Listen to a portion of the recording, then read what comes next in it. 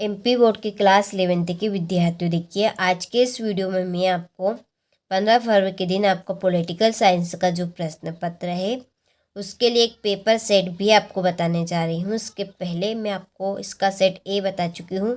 यदि आपने नहीं देखा हो तो आप चैनल पर जाकर देख सकते हैं। तो देखिए, आप एमपी बोर्ड के किसी भी जिले या कोई से भी आप ग्रामीण क्षेत्र से हो तो देखिए आप ये 4 पेपर कंप्लीट कर लीजिए। इन चारों ही पेपर में आपका पूरा काम हो जाएगा। यानी कि आप वास्तव में 80 में से 80 नंबर लाना चाहते हैं तो वास्तव में आप 80 में से ही 80 नंबर लेकर आएंगे। इसके लिए केवल मात्र आपको 4 पेपर कंप्लीट करने। तो मैं सेट ए तो आपको पहले ही बता चुकी हूँ, सेट भी हम देख रहे हैं और मात्र रहेंगे आपके 2 पेपर और सेट सी और एक रहेगा सेट डी। तो ये 4 पेपर है मात्र, और इन 4 पेपर को द्वारा आप सभी 80 में से 80 नंबर आसानी से कवर कर सकते हैं।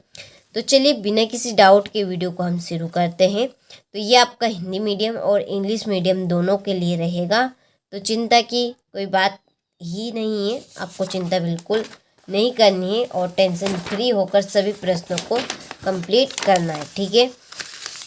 तो देखिए, पहला प्रश्न है कि भारत संविधान पूर्ण रूपेण किस दिन लागू किया गया। तो इसका आंसर है आपका 26 जनवरी 1947 को। दूसरा है नौकरशाही शब्द का सर्वप्रथम प्रयोग किया था। तो इसका आंसर है आपका द नार्गे ने। तीसरा है राज्यसभा के सदस्यों का कार्यकाल कितने वर्ष का होता है। तो इसका आंसर है 6 वर्ष। चौथा है कानूनों की व्याख्या करने वाला सरकार का अंग है। तो इसका आंसर है न्यायपालिका। पांचवा, राजनीतिक सिद्धांत को आदर्शोन्मुख बनाने का प्रयास किया। तो इसका आंसर है आपका लियो स्टार्स। छठा है भारत निम्नलिखित में किस प्रकार का राज्य है। तो इसका आंसर है आपका धर्म निरपेक्ष। यदि आपने स्क्रीनशॉट नहीं लिया हो तो यहाँ से आप स्क्रीनशॉट ले लीजिए। Choose the correct option English medium वालों के लिए टिक मार्क कर दिए, केवल कंप्लीट करना है। यह आपका तीसरा, चौथा, पांचवा, छठा, ठीक है। क्वेश्चन नंबर 2 है रिक्त स्थानों की पूर्ति कीजिए। पहला है कि संविधान सभा की प्रारूपी समिति के अध्यक्ष कौन थे। तो इसका आंसर है डॉक्टर BR अम्बेडकर। दूसरा है दुनिया में सभ्यता सबसे अधिक व्यापक अधिकार डेटाबेस के नागरिकों को मिले हैं। तो इसका आंसर है आपका दक्षिण अफ्रीका। तीसरा है राष्ट्रपति पद के प्रत्याशी को डेटाबेस रुपये जमानत राशि जमा करानी पड़ती है। तो इसका आंसर है 15,000। चौथा है भारत में डेटाबेस न्याय प्रणाली की व्यवस्था की गई है। तो इसका आंसर है एकीकृत। पांचवा, स्थानीय स्वशासन एक सीमित क्षेत्र में कार्य करते हुए डेटाबेस शक्तियों का प्रयोग करता है। तो इसका आंसर है हस्तांतरित। छठा है ब्रिटिश सरकार के डेटाबेस ने हमारी व्यक्तिगत स्वतंत्रता के अपहरण का प्रयास किया था। तो इसका आंसर रोलेट एक्ट। चलिए, तो यहाँ से आप स्क्रीनशॉट ले लीजिए अच्छे से। Fill in the blanks English medium वालों के लिए है, स्क्रीनशॉट आप ले लीजिए, कंप्लीट कर लेना है आपको। चलिए, यहाँ से आप तीसरे, चौथे, पांचवे और छठे का ले लीजिए। क्वेश्चन नंबर 3 है सही जोड़ी बनाई। पहली जोड़ी है निरक्षरों को मताधिकार का विरोध। तो इसका आंसर है JS मिल।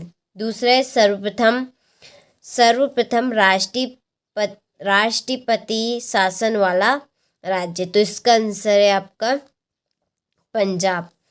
तीसरा है राज्य सूची है आपकी 47 विषय।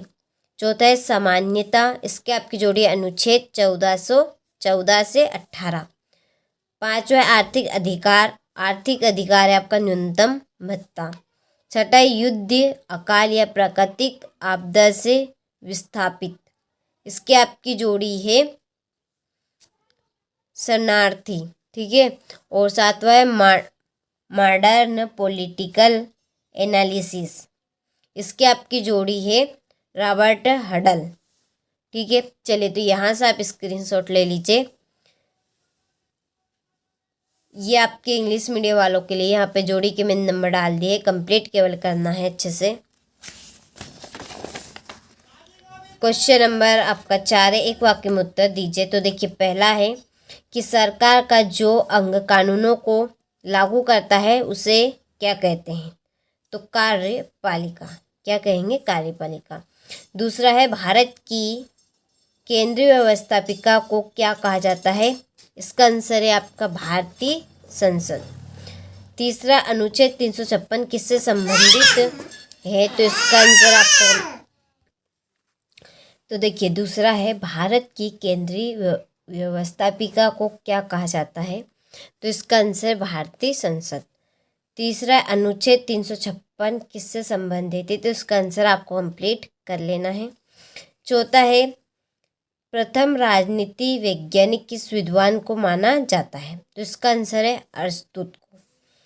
पांचवा है ऑन लिबर्टी पुस्तक के लेखक कौन है? तो इसका आंसर है J.S. मिल।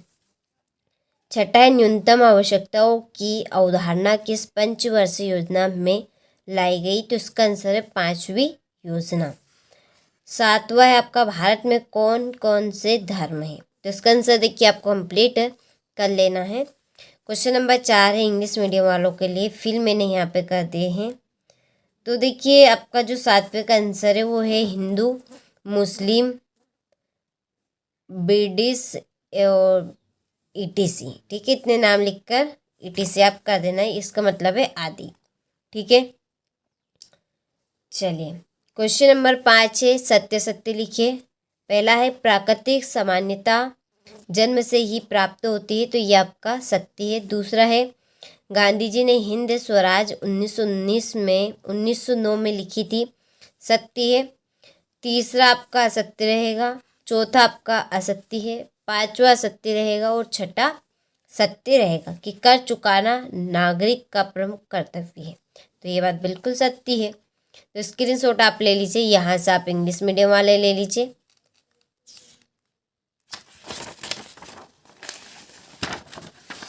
चलिए 5 और छठा आपका इधर है, तो यहाँ से ले लीजिए स्क्रीनशॉट।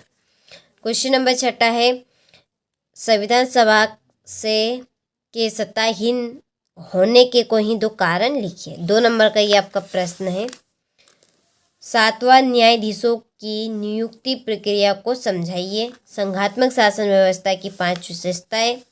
यहाँ से आप इन प्रश्नों का स्क्रीनशॉट ले लीजिए। यदि इन प्रश्नों का आप आंसर लेना चाहते हैं तो डिस्क्रिप्शन में नंबर दे रखे हैं, एप्लीकेशन पे सारे प्रश्न के आंसर अपलोड है, तो आप कॉल कर लीजिएगा। जो डिस्क्रिप्शन में हमने आपको नंबर दिए हैं उन पे आपको सारी जानकारी मिल जाएगी, कैसे आपको कहाँ पर प्रश्न के आंसर मिलेंगे। 15वां प्रश्न है धर्मनिरपेक्षता के मार्ग को संक्षेप में लिखिए। 16वां शोषण के विरुद्ध अधिकार को समझाइए। 17वां राज्यसभा के सदस्यों के लिए योग्यता लिखिए। जिला पंचायत के कोई 4 मुख्य कारण। ठीक है, और नागरिक अधिकारों के किन्हीं 4 प्रकारों को वर्णन करना है आपको। यह आपका 20वां प्रश्न है भारतीय निर्वाचन आयोग के कार्य एवं शक्तियाँ बतानी है। फिर है राज्यपाल की प्रमुख शक्तियों का उल्लेख करना है।